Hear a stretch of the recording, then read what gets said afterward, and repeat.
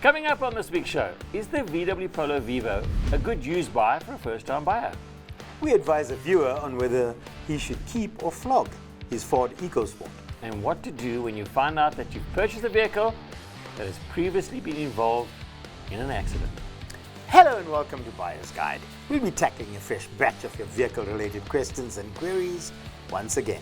And here to help us this week are Reba Samakane from Reba S Cars and Obi Mokaditwe from Eagle Ford. Hello people. Hello. Nice to have you with us. Thank you for having us. Not you so much, Obi, but Reba. Okay.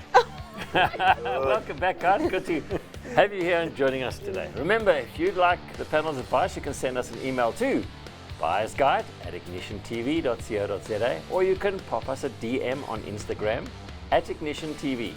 And please give us as much information as possible, including a nice picture of yourself. Now we're going to kick off things with a question from 32-year-old Tumi.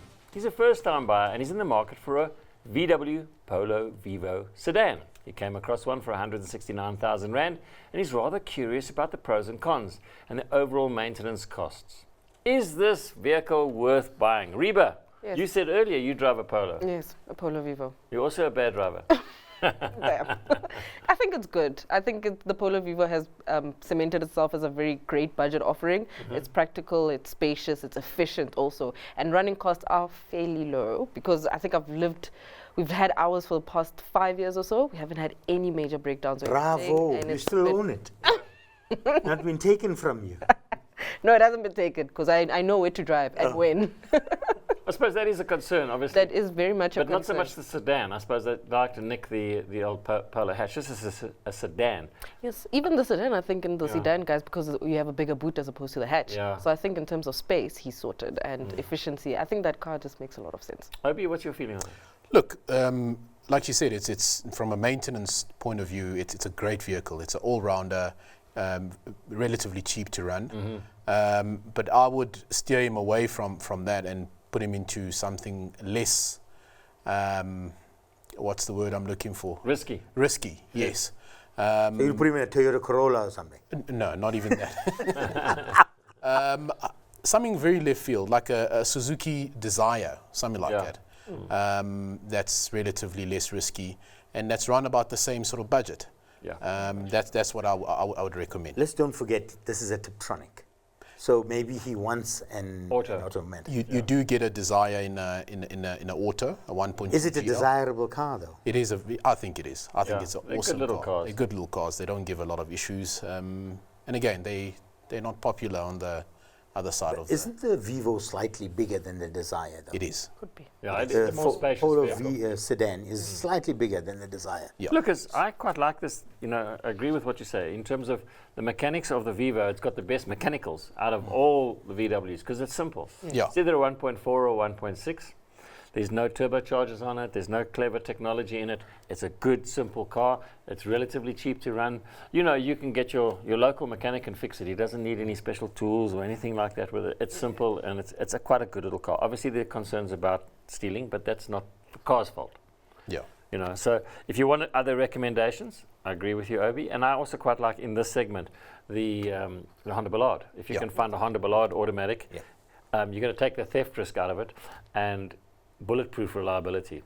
Absolutely bar none. You're not going to have any problems with that car. Not that you're going to have any much with a Vivo, but the Vivo is a great little car as well. So good option. So seeing how you've taken my choice of the Honda Ballard away Yeah. from me, let's move on to the next one. Okay. Our next viewer is Margaret, who hails from Cape Town and is in search of a reliable and fuel-efficient car to get around town and is suitable for weekend getaways. With a budget of 200,000 Rand, she's torn between the Suzuki S-Presso, Kia Picanto, and a used Mazda 3. What would you recommend for Margaret, Reba? I think for long haul, not the S-Presso. I have to agree with you. Yeah, not. Absolutely. I think long haul, not the S-Presso. I think the S-Presso works very well as a city car. Yes, people do put it to its paces and go far and wide, but I think maybe the Picanto would be a better fit, and the Mazda 3 because it's bigger. It depends. I think she's speaking about the outgoing Mazda 3, not the newer ones, right? Yeah. Yeah. And Yes, I also, yes. I think in that budget, the Mazda 2 could also suffice, but it could be also just as small. But it's also a nice little premium kind of offering in that if she finds a very good one with good mileage, I guess. What do you think of a Suzuki Swift in that Yes, budget? Suzuki Swift definitely, Kia Picanto. Those are my two, but also the Celerio. I really like the Celerio. I think that's also a very proper one. Even with the deep boot space, actually allows for you to put in a whole lot of stuff. So I think those three. The S-Presso, no, I'm not too. It is a great city car. What do you think about like a used Mazda 3? Certainly. In that price range, 200,000 rand. Certainly, you pick up probably a 2018 with about, call it 80, 90,000 Ks. It's my only concern is that she's speaking about fuel efficiency. So you'd pick up a 2-liter or 1.6 or 5 in the Mazda 3, which is not the lightest in the world. But yeah, you would get something a 2018 in that price range. But Suzuki, I'll agree with you. Suzuki S-Presso, I don't think it's the right vehicle. But it is efficient. But it is very, very efficient. But she talks about weekend getaways and so forth, which is, for me, a concern for that little car. But I also had a Suzuki Ignis, Yes. which is also a nice vehicle in that price range. So, and you can get something newer with warranties and that sort of thing. So I mean, I quite like this Mazda 3 option, because you're going to get a lot more car, bigger car. You're going to sacrifice a little bit of fuel consumption compared to that of the Ignis. I mean, the Ignis And a bit of age, and the Suzuki, which is the the S-Presso, which are very light on fuel, and the Kia Picanto, which is also a bit small. I'd like to throw another one in here, and it's another Honda, and that's the Honda Jazz. The Honda Jazz is a fantastic city car, very light on fuel, ultra reliable, and super, super spacious if you want to go away. So if you want to take a little bit of a longer trip, if you buy like a 1.5 top of the range one, you'll find one in that 200 region. It's a more solid car, bulletproof car. It's a nice car to drive. And if you do go away and you want to fold the seats down, it literally becomes an SUV in terms of the space that those cars have. Guys, something to have a look at. Coming back to the mileage thing, Adam. Yes, I agree. You want a low mileage car and things like that. But there are some cars out there where they have 100,000 or 150,000. True. Some of them reliable. are just running. They're very reliable. One of them being the Honda Jazz. Yeah. I've worked on Honda Jazz's 300, 400, 500,000 kilometers, and not too much. And they come in and have an oil change and off they go again. Off they go again. Yeah. So it's a good option. So to don't worry too much about the mileage, Yeah. especially if you're looking at a Honda or a Toyota. Japanese cars tend to be ultra reliable. Okay, so there's a couple of options for you. Now stay tuned, because after the break we go in search of a bakkie for under 100,000 rand. And we advise a viewer on whether he should keep or flog his Ford Ecosport.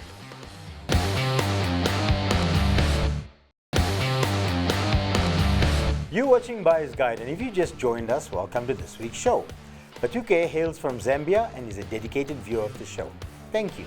He has a maximum budget of 300,000 rand and is in search of a bakkie that he can use daily and for occasional trips to the farm. He intends on keeping the vehicle for 8 to 10 years and has a preference for Toyota or Isuzu. We should just stop at Toyota, right? Hey, Obi? Yeah, look, that 8 to 10 years goes to say that he needs something with longevity. In the 300k, there's quite a bit from 2012 right up to about 2015 in a 3-liter D4D. Great bakkies, they bulletproof. There's also an abundance of 4 liters, but nobody wants 4 liters because of the fuel consumption. Yes. So, But that's a bulletproof engine. That's also a bulletproof engine. From a point of view that he wants to keep his cars for 8 to 10 years, those are the cars that I recommend. But also, he's not wrong when he's talking about the Isuzu, which is also a bulletproof engine car. So both cars from me, I think, are good options that he can keep for as long as 10 years. I would jump in here. Sorry, Riba. I just want to make mention that I would definitely put in my favorite brand in there, a Mitsubishi Triton. Or the Fiat Fullback, which is the one and the same thing, really. Yeah. But the Triton with that 3.2 DID motor will definitely serve him his 8 to 10 years. Yeah. And that's just my take on that, if you want to add a left field option. But my first choice would be a Toyota, if you can get one. Reba? What do you think? D-Max. I was thinking of D-Max or the KB series, which I think that have quite a lot of They really, really robust. But also, in terms of a left field kind of suggestion, I was actually thinking of the Mahindra pickup. don't know if it will suffice, if it will be good enough. It's just in terms of how it will fare for that long. But I think that as an affordable option, the Mahindra has also proven itself. Yeah, it's something to put on the list. But I think his two choices of Isuzu Toyota, but excellent. And the thing to do is, there is quite a few of them around. The Toyotas, because there's such a big demand for them, their pricing is much higher than that of the Isuzu. So maybe you're going to get a better deal on Isuzu. In other words, you're going to spend 300,000 Rand on a Toyota. You're going to get a 3-litre D4D with 250,000 Ks on it, or an Isuzu 3-litre with 150,000 Ks on it. So you're going to get a lot less mileage, because they're not as big a demand as the Toyotas. So have a look around, because both are very, very good. I would always go and say Toyota is by far the best bakkie on the market. It's the most reliable, it's cheap to run, and they last forever. So that's a great option. But the Isuzu goes with that as well. So either one of those Isuzus, and Reba's advice here as well, look at the Mahindra. It's worth an option to look at, because you're going to get a good deal there. Okay, we're going to move on, and Peter is currently the proud owner of a 2019 Ford Ecosport. It's only got 32,800 kilometers on it, which he bought brand new. He's soon approaching retirement, and he's wondering if he should just keep the EcoSport or sell it when he gets closer to retirement, or should he sell it now and buy another car that will last him another 5 years. He's considering the following options: Mahindra Scorpio, or a bakkie from Ford, JAC, or Toyota. So let's go to the Ford guy here. Obi, he's got a low mileage EcoSport. Should he sell it? Look, his plan is to go on retirement 2027. When you go on retirement, you don't still want to be carrying debt. Yeah. So my suggestion would be trade in the EcoSport while it's worth something in terms of mileage, and buy a new car so that you've paid it off by the time you actually get to retirement. You think the salesman's talking? I think, why even bother asking? Why bother asking? Yeah. You know what? Never mind, this car's only got 38,000 on the clock. Yeah. Get rid of it now. Get rid of it now. Bring it to Obi. Bring it to Obi. He'll sell you a bakkie. I'll sell you a nice But Range. here's where I'm going with this, because this will be his absolute last car. So you want something more comfortable, maybe something more bigger, something you can really enjoy and say, that is my last car. And he's spoken about a Mahindra Scorpio, but I'm going to shift him from that and say, look at the Scorpio N Z4. Which is also in the Mahindra stable, a 2.2 diesel. So look at that as well as an option, as your last vehicle that could last him until the day. It doesn't sound Look, like he doesn't does a say lot his of miles. last vehicle. He doesn't, but He says like retirement. for the next 5 years. But I'm saying the car that he's going into retirement with should be a car that he's going to be comfortable with, that he doesn't have to trade in because he's uncomfortable with it or whatever the case may be. So trade it in now. Make sure by the time you get to retirement, you don't have debt on the vehicle. Reba, what do you think? I agree. You agree with that? Just buy something new. So I would differ here, because I think the EcoSport's quite a nice car. It's fairly comfortable, it's spacious. He doesn't do a lot of mileage. It's 2019 model, so let's call it 4 years, because I know it's 2024, but it's just started. 10,000 Ks a year. It's less than, it's like 10,000 Ks a year. It's like 800 Ks a month. So in another 5 years, the car's only going to be on 70,000 Ks. It's still nothing. So if you maintain that car properly, he doesn't say which engine it is. Is it the 1 litre EcoBoost, or is diesel. it the 1.5, or is it a diesel one? But if you maintain those vehicles properly and look after them, they will do easy 300,000 kilometers. If it's an automatic, or if it's the 1 litre EcoBoost, those are the most unreliable of the bunch. I would say, okay, now it's time to actually trade it in, get rid of it, and buy something else. But if you got the basic 1.5 manual, that thing's bulletproof. It's strong. It's really a good car, so keep it. But it depends on which engine you've got in your vehicle. So there's a couple of options there. The Mahindra Scorpio is not a bad option. Would I go for something like a JAC? Nah. The Toyota, great vehicle. Definitely. But we know the problems that come with that in terms of having to worry about the car getting stolen or something, which is quite sad, really. Because could you imagine how many cars Toyota would sell if they didn't steal them? Yeah. They'd be selling. Maybe that's why they're selling so many, because they steal them. No, they'd be selling a gazillion more. Because so many people say, I don't want that car because they get stolen. Yeah, like the Polo. Okay, we're going to move on. Are we? Yes. Okay. Saying Adam Addy. We'll be taking a short break, but when we return, we advise a viewer on his long-serving Land Rover Discovery. And what do you do when you find out that you purchased a vehicle that has previously been involved in a crash?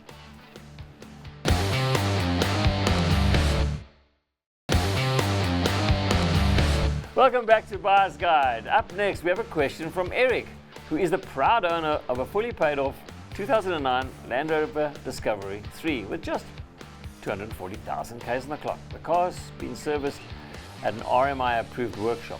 He's debating whether to keep it for another 5 years or sell it to avoid potential costly repairs. What is the wise choice for Eric? What do you think, Reba? Sell it. Sell it. Obi? Nothing wrong with the Quick vehicle. answer. Sell it. Sell it. Yeah. Get Get rid a of it. new one. Get a pretty one. Get a pretty one, yeah. Because you guys always say I'm a salesman, I reckon if there's nothing wrong with the vehicle and it's got full service history, he's well looked after it. It's been at an RMI approved workshop all the time. It's got history. Why sell it?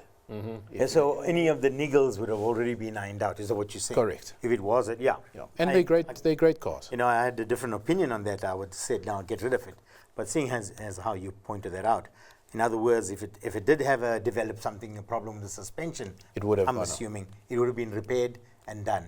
So up until now, with that mileage, the car should be in pretty good nick.